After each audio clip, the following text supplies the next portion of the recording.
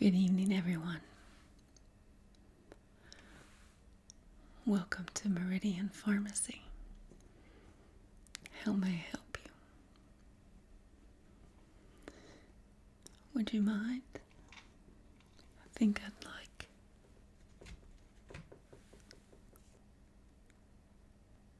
a stick of clove gum before we get started.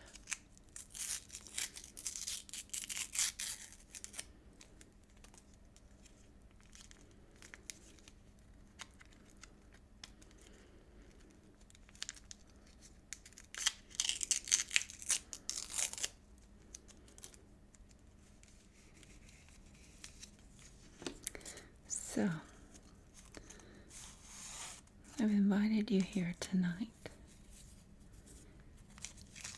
to give you a tour.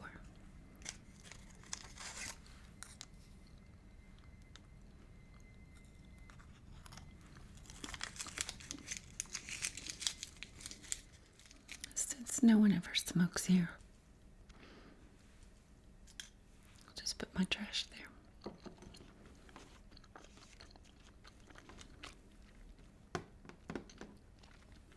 So,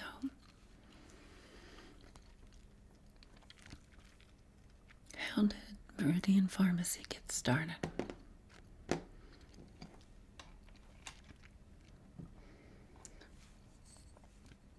It started with my hair vitamins.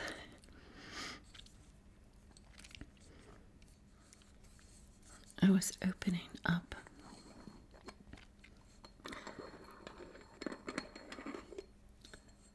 a new bottle of my hair vitamins. By the way, this is not sponsored by Nutrafol, but I just love these bottles. Heavy, that amber glass. They reminded me of apothecary jars from the middle of, early to middle of the 20th century. And that's really what gave me my idea to stage a mid-century pharmacy. What I did was soaked them and peeled everything off. I took a picture online of a much bigger jar and grabbed this image. It was distorted, so I had to clean it up a little bit, and made my template. And then just put some somewhat common drugs on the labels, especially things that were used a lot in the 1950s and 60s. And then I just fixed those on to the jars.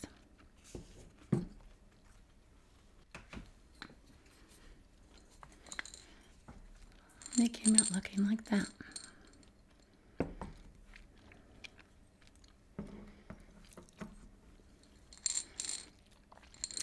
Good old phenobarbital.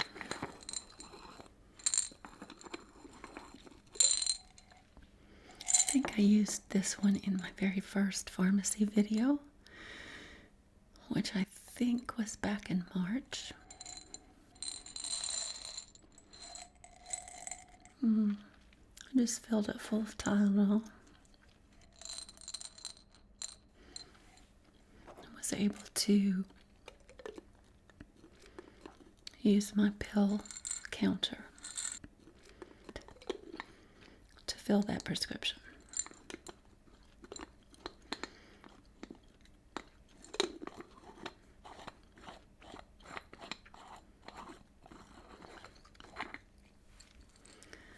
So that's the gem of the idea. Probably if I didn't have these bottles, I probably would never have thought to do this role play. It's quite an elaborate set, and I just went all in once I decided to do it. This gave me a source of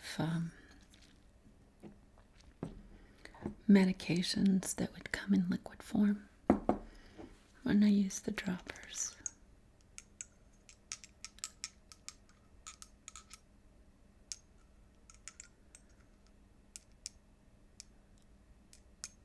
Drop something in a larger container, maybe a cough medicine bottle. Again, those lids against the glass are just wonderful.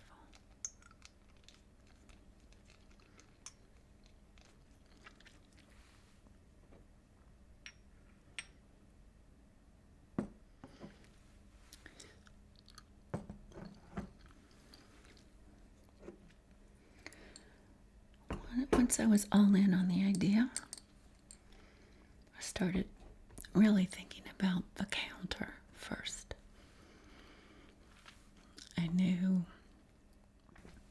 it had to have just the right surface. 1960s pharmacy/diner vibe. So I made this counter myself. I started with 3 signs that I found at Goodwill. These long lengths.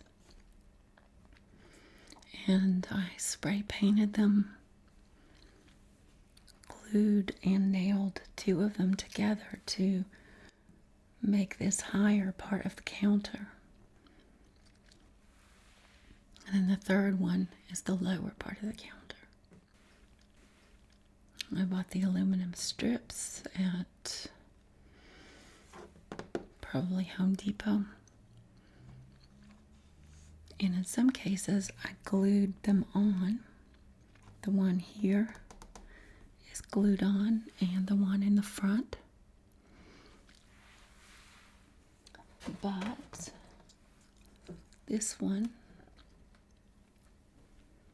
let's see if I can pull it up. It's not glued on.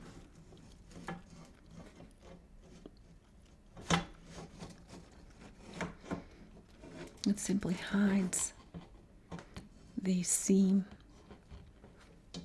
the exposed seam there.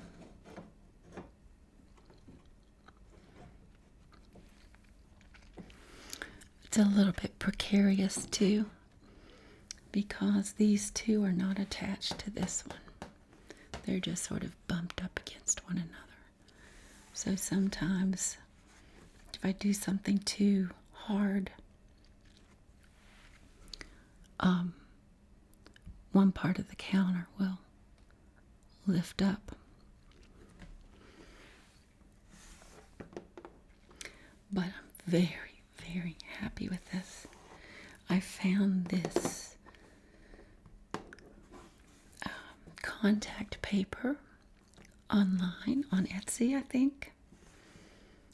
And it was actually vintage contact paper from 1962, and it was still in the cellophane roll. I only had so much of it, and a certain width and a certain length, which is why I had to build the counter this way. I didn't have a piece that was wide enough or deep enough to make the counter surface one level. That's where the bi-level idea came from. But this, I'm probably going to say this about other things, but this is probably my favorite part of the set. I just think it looks so authentic. And of course the contact paper is. I've got a mix of things that are authentic vintage from the 1950s or 60s. I know a few of you have commented on this adorable little ashtray. And this one is, it's not Melmac, it's Guest Line, I'm not sure how to pronounce that. But that pink goes with this perfectly. So I had my eye on this type and size, but it was a while before I found this shade of pink.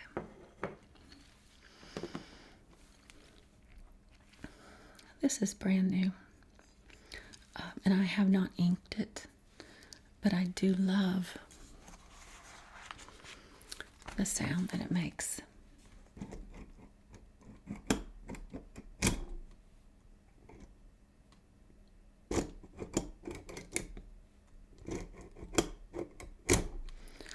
So I can pretend to stamp consecutive numbers or instruct my intern on how to use it. These were used quite a lot in the analog universe of the middle of the 20th century. This stapler is vintage. I just love it for stapling the tops of the bags. My paper here for wrapping prescriptions is also vintage.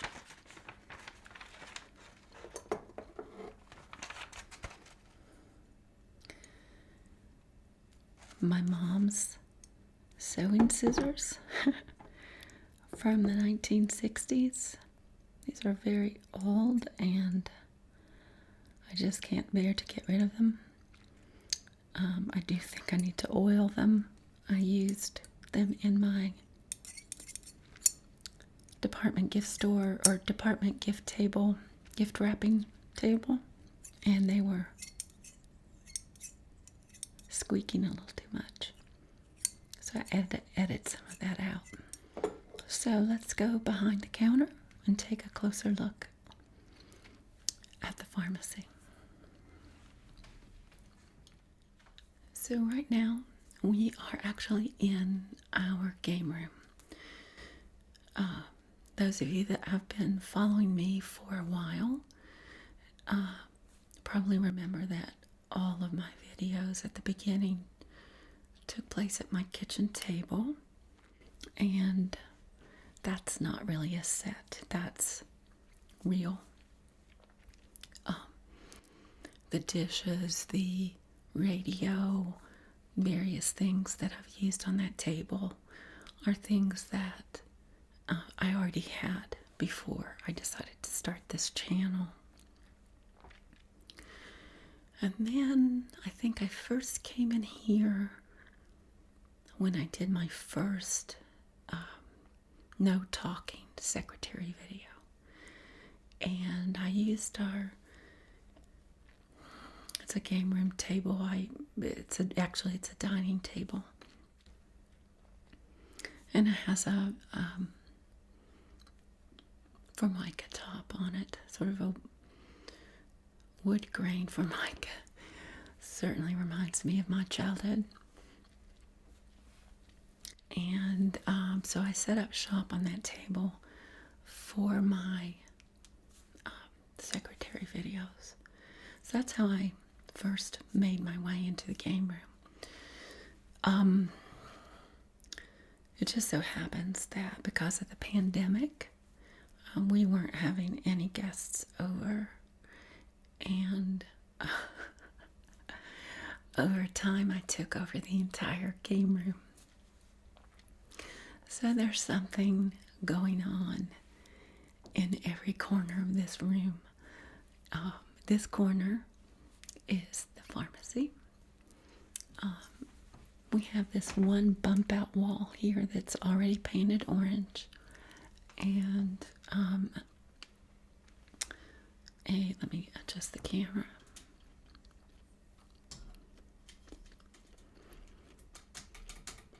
There's our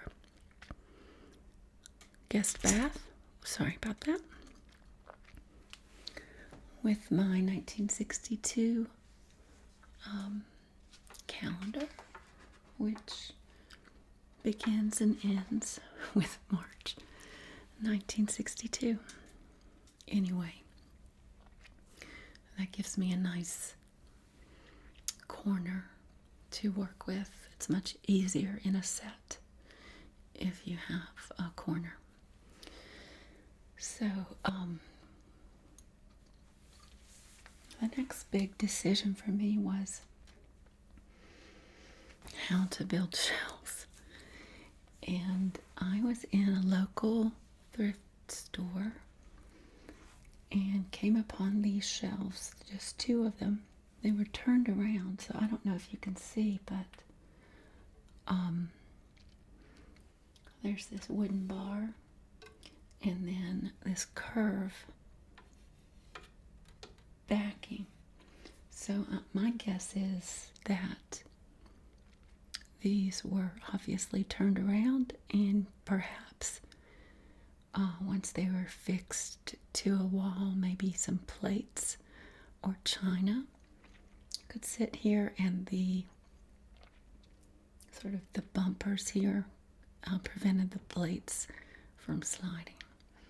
I just flipped them around and used the smooth edges of the shelf. And because they were already white, I really didn't have to do anything but clean them, dusted them a little bit. A lot of you ask where I get my props, and as I mentioned when I first got started, most of what I used was already in the house. I've been collecting mid-century modern furniture and housewares for about 20 years. Certainly it's connected for the most part to my memories of growing up in the 1960s and the 1970s. So I didn't inherit very much of what I have. I've collected it in various places. But my mother-in-law, when she passed, we went up into her attic and we found a mid-century gold mine up there. So I do have some of her things. But believe it or not, I was all about Victorian furniture and decor for much of my life until about 20 years ago, because I used to be an English professor, and Victorian literature was my specialization. And then I had my midlife crisis, and instead of a car or an affair, I decided to sell all my Victorian furniture and start collecting mid-century. So that might answer a lot of questions about where some of these things come from. But of course, now that my sets have become more elaborate, I'm having to source some of the more complex things from Etsy or eBay, from flea markets, thrift stores, consignment shops, you name it.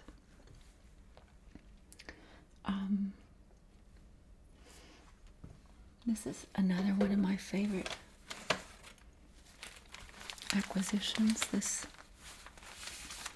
packet of very crinkly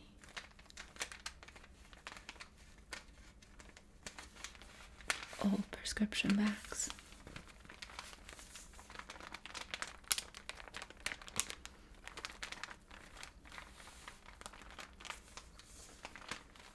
Any excuse to handle these Makes me happy.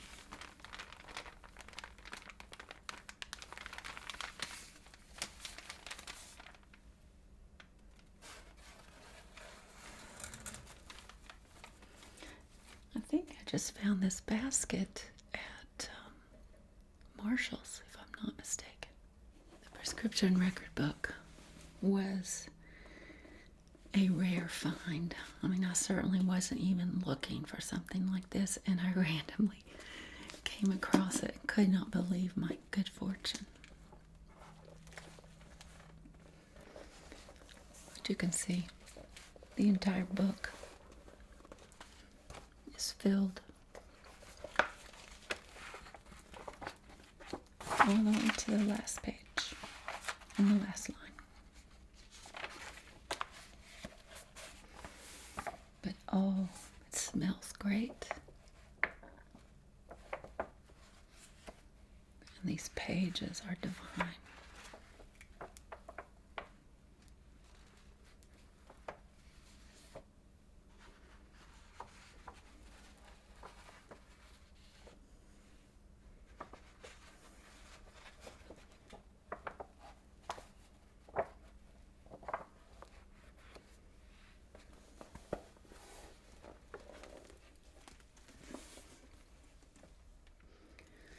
One thing over here on the shelf is a variety of over-the-counter medications. I found this vintage Listerine bottle. It was empty.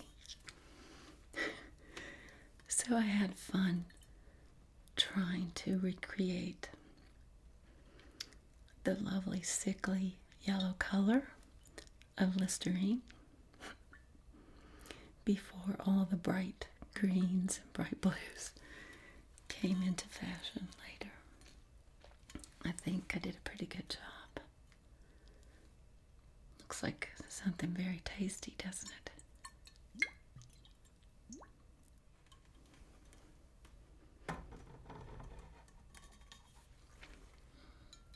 Here I've just used corn oil, light corn oil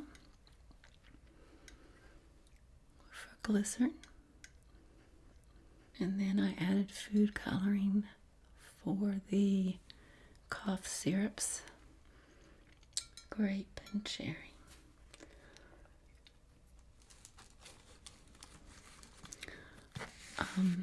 I've got the 10th edition of the Merck manual, and that was published, let's see, 1961. It's very, very interesting reading, especially the majority, before we get into the actual prescription medication dosages. A lot of assumptions about people, about men and women, about patients versus doctors, male sterility,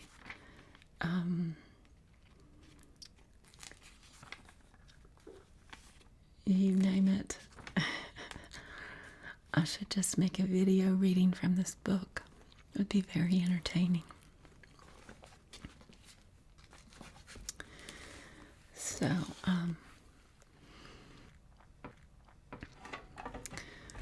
one thing that you may be hearing in the background is wind and the squeaking of our attic vent, which needs some WD-40. I'm recording this during the blizzard, sub-zero temperature blizzard that is happening in the eastern part of the United States, all the way from Maine down to Florida. I live in Ohio, so the wind has been vicious, and the temperature is below 0 Fahrenheit. And when that happens, that vent squeaks like crazy. Okay, so really two things I'd like to show you. This marble piece I found in an antique store. I have no idea what it is. It's on feet. It has this metalwork, which was gold, but it was very dingy. And so I put some tape down in between the marble and the metalwork and spray painted it. But like I said, no idea what it was used for. But as soon as I saw it, I thought, this is where I need to fill prescriptions. So this is a marvelous piece. And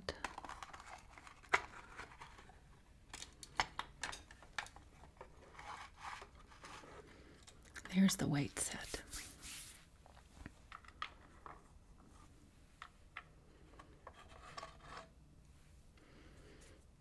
Oh, rather heavy. I would never have cause to use that one to weigh out some medications.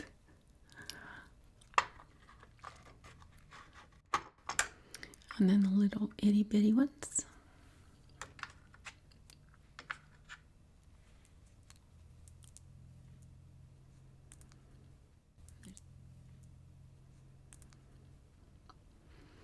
So, taking these in and out makes a wonderful little clicky noises. And then we have the even smaller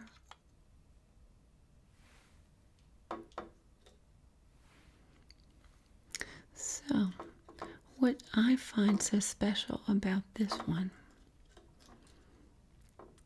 is that I bought it from a Ukrainian seller days before the war began. And I think many of us across the world, and even in Ukraine, hoped that a war wouldn't actually happen. Maybe the skirmishes would be limited to the eastern side, not a full-scale invasion.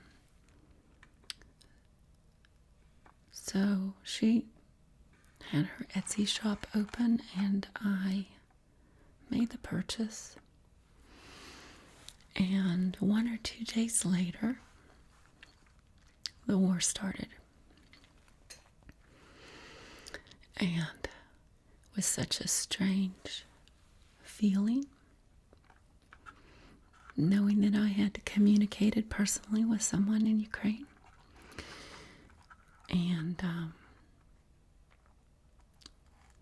I didn't know what would happen to her. I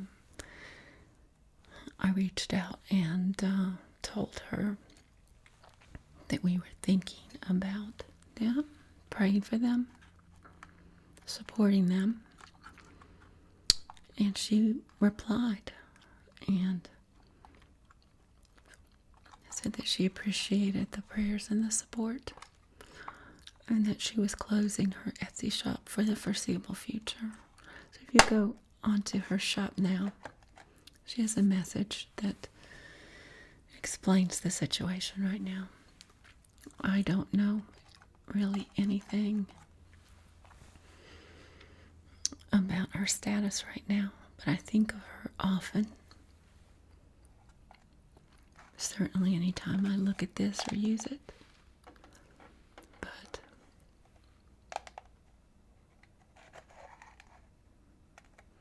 it makes it very special.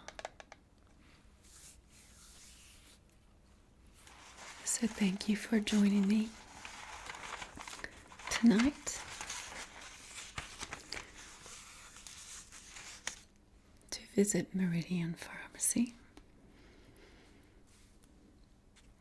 She's about to be packed up. And as you know, I recently had a contest to guess the next major set location. And I had 2 winners who guessed jewelry store and department store. And the new set is a department store jewelry counter. And that's going to be in this area of the game room. So, Meridian Pharmacy has to say goodbye. I'm not sure if she'll ever come out to play again. She might in a year or so. But it's been a lot of fun to play pharmacist. Hope you enjoyed this behind the scenes, and I hope you have a happy new year.